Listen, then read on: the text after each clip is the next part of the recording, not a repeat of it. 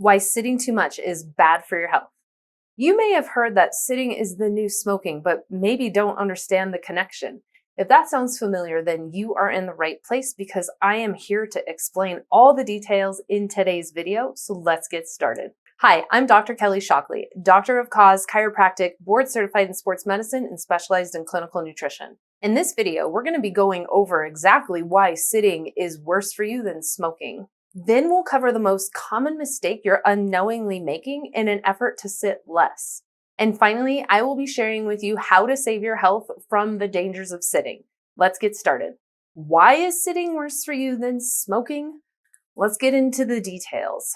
And the short summary of this is, we as a people, we're designed to be dynamic. We do not function well, and everything about how our body operates and functions requires us to be dynamic, not static. When we sit or we lie down for too long, we're actually increasing our risk of cardiovascular disease, certain cancers, diabetes. Again, because of how the body operates, it requires movement in order to do things at an optimal level. We are even seeing that different mental health issues result from lack of activity. You see, humans are designed to be upright. When we sit, it doesn't allow for our cardiovascular system to function the way that it should be.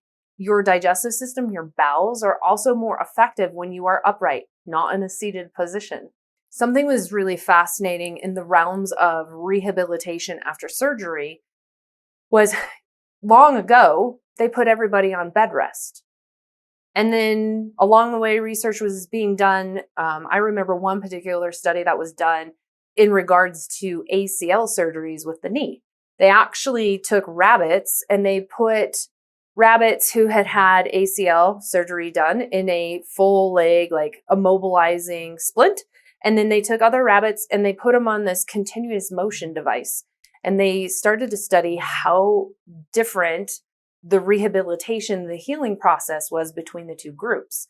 Ultimately, what we learned was the animal that was able to move right away, even like in a restricted, safe type of a pattern, healed faster, didn't have near the difficulties with rehabilitation as the rabbit that was in like the straight leg cast. And that was part of where we began some of this insight of like, hey, actually, the body repairs better if we can move right away. So now we've shifted and we don't put people in bed rest anymore. Even people who have had like emergency bypass surgeries are generally up walking as soon as they can within the day or at least the next day, because we know it's critically important for the healing process of that person to get them up and moving again. When we keep a person in bed, everything slows down about their ability to heal. And when somebody is bedridden in hospitals, absolutely, you're going to see that their bowel function like almost ceases to happen. And so it's really common that they have to be put on medication to try to help stimulate that process unless we can actually get them up and moving again. What's fascinating to me is that physical inactivity actually contributes to over 3 million deaths every single year. And these are preventable deaths. The crazy thing is, that's linked with the fourth leading cause, or that is the fourth leading cause of deaths worldwide. It's also the cause of anywhere from 21 to 25% of breast and colon cancer cases, 27% of diabetes, and almost 30% of heart problems. In fact, physical inactivity is the second highest cause of cancer in Australia behind tobacco. So ultimately, the moral of the story is we were meant to move. And thanks to technological advances, we don't do that near as often as what we should. So I'm curious, did you have any idea that all of those negative health effects can result from just sitting all day long or sitting too much? Let me know down in the comments below. I can't wait to hear from you. Now, what's the most common mistake you are unknowingly making in an effort to sit less? It's standing all day long. Now, hear me out. I am an advocate for having the ability to stand at a desk. But there was research that came out, and I think it was kind of glazed over not long ago after we said, hey, sitting is the new smoking. it was like a year or so after the fact where it's like, actually, standing's not much better for you than sitting all day long. And it's because they didn't focus on the key detail. We're meant to be dynamic. We are not meant to stay still all day long. So while being upright, because that's how our cardiovascular system works more efficiently, it's how our digestive system works more efficiently, being upright is good, but if we're still standing in one position all day long, we're still missing out on that key variable of movement. So what I suggest my patients is that they go between sitting and standing. And when they sit, they actually sit on an exercise ball because that provides movement, though subtle, it still provides movement. And it requires your muscular system to actually do the work versus the most expensive ergonomic chair, which is just an outside source trying to fix an inside problem. It'll never be done. And then I also recommend that at least once an hour, you should be taking the scenic route to the restroom. And if you're drinking enough water, you really should have to use the facility about once an hour. You need to get up. You need to move. Movement is what the actual key is. And the crazy, frightening thing about this is there's plenty of research that's been done that says even if you exercise, strenuous exercise on a regular basis, you can't out-exercise a sedentary job or lifestyle. That's not really encouraging. So the key of the matter is we have to try to move all throughout the day because that's what we were designed to do. So maybe when you're standing, once you get used to standing, maybe you can add in like a balance pad, not the Bosu ball right off the get-go, but just like a foam pad so that it creates a little bit more movement through your day. And then, like I said, if you take a break every hour, it's not going to be disruptive to our work. I promise you, you're going to be even more productive while you're actually focused in. But if you can't leave your desk, march in place, move your arms up and down, do some jumping jacks, do some squats, wake your muscular system back up, improve that blood flow, and you will be healthier overall long term. And like I said, you'll be more productive. You'll stay more mentally focused and sharp throughout your day, and your day will go by faster than if you just get sucked into what you're doing. And I hear that from my patients all the time. Like, I just get sucked in, and before you know it, 4 hours have gone by. I haven't had any water. I haven't left my desk. So you need to set a timer. Watches will go off all of the time and be like, oh yeah, it's time for you to move again. Sometimes that's not enough. So if you have a timer on your computer, or if you have a timer on your phone, you're not allowed to hit the snooze on this either. Okay. You need to make a commitment that when it goes off, you stop what you're doing, unless you're in the midst of a conference call, then snooze it until you're done. But otherwise, honor it. It doesn't take but a few moments to get up and move around and give your body some of what it needs in order to function at that high level. Now, before I get into how can you save your health from the dangers of sitting, I want to just take a moment and remind you to click that subscribe button down below, turn the notifications on, and give me a big thumbs up while you're down there. I appreciate your support greatly. I am regularly producing videos for you, specifically to help you be able to take back control of your health so you become more invincible and you can live a healthy, happy, long life and achieve what I like to call total body mastery. So again, just make sure you click that subscribe button down below, turn the notifications on, and give me a big thumbs up. Appreciate it. All right.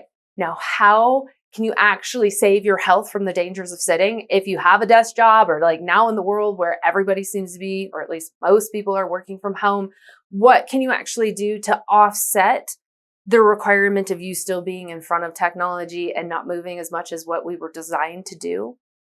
It's actually easier than what you think it is. So let's get into that. One of the easiest strategies that you've probably heard before, but I'm going to reinforce it, is to build more activity into your day. So if you are actually going into the office still, you can park at the far back side of the parking lot so you can earn more steps on your way in and then again on your way back out from your office. You can do the same thing when you go grocery shopping or you're stopping by the mall or wherever you are going, park further away. Don't park right up front. Super easy way to build in steps. If you are still going into work, or maybe you live in a high rise or an apartment complex where you have an elevator as an option, skip out on the elevator. At least do that, one of your trips each day. Take the stairs instead. And if it's hard on your body, Maybe if going upstairs is easier, save your down trip for the elevator, but go up the stairs, or vice versa, whichever one works better for you. But that's another way you can easily incorporate more steps into your day. And if you don't have one of the lovely watches that we all seem to have nowadays that is tracking your steps, maybe invest in one and then challenge yourself to at least be getting 10,000 steps every single day.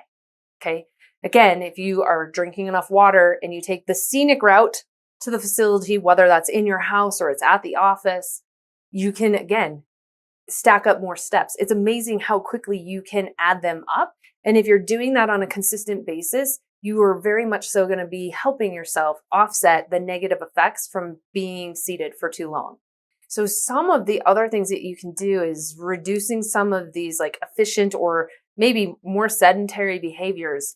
One thing that I do, like when I go grocery shopping, I am the pack meal. So I like grab everything all at once to bring it in because it saves me time. Now, granted, I get like 20,000 steps in a day on average, so I'm doing okay in that department. I like never sit down. But if that's not the case for you, instead of grabbing everything all at once, maybe take smaller, groceries, take smaller amounts. And so you have to do more trips. Another easy way to get more steps in. Same thing like when you're putting the laundry away, maybe take more steps or make more trips so you're getting more steps in.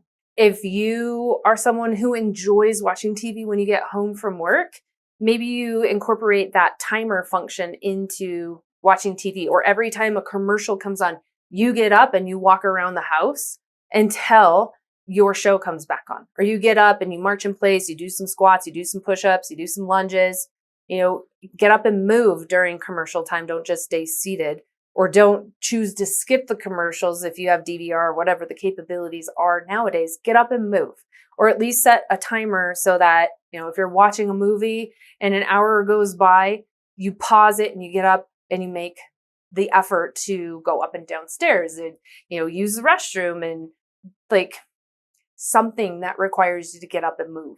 If you are going to be stuck on a phone, even when you're at work, since we have all the abilities of hands-free and all of that now, walk around when you're actually talking on the phone. Yes, I understand sometimes you have to be in front of your computer. That's fine. But when you don't have to be, walk around, pace, walk all over your house if you're going to be on the phone instead of being seated in one area. Something else that can be super handy is if you enjoy books. Now, I know there's something to be said to holding a book for some of us out there, but if you can get that book in an audio version and go for a walk while listening to your book instead, it's another way that you could still enjoy the book, but incorporate more movement into your time as well. Now, when I was going through chiropractic school, one of the things that I always did, like we were in class all day long, so I had already sat long enough, even though, plenty of walking between classes, but I would actually go to the gym on my way home and I would study on cardio equipment so that I could still incorporate what I had to do, which was study, but I could get some movement so my body wasn't achy and breaky and I could offset some of the day. So add that in. I know that they even have desks that are built around a treadmill. And I'm not saying you have to go do that, but there are ways to incorporate more steps in and more activity in if you really just look for it and create that opportunity for yourself. Now, if you are somebody who's just sitting there going like, you know what? That sounds like a lot of effort. I'm just fatigued. Like it's hard enough for me to already get through my day. That doesn't sound like something I could do. Then I have something for you. If you look down in the description below, you can click on that so it expands. Open it up, scroll down, find From Sluggish to Unstoppable. This is my free ebook to you that will give you the key, like the answer for how do you have more energy again? How do you get motivated so you can do these things, which will ultimately help you not only offset some of the dangers of sitting, but just help you start reclaiming your health again so that you have more energy, you are more vivacious, you get more enjoyment out of life again. So again, just find in the description below the video, click on it so it opens, find that From Sluggish to Unstoppable ebook, click on it, and it'll be yours. I appreciate you being here. Hopefully today was helpful, and I will see you on a future episode. God bless.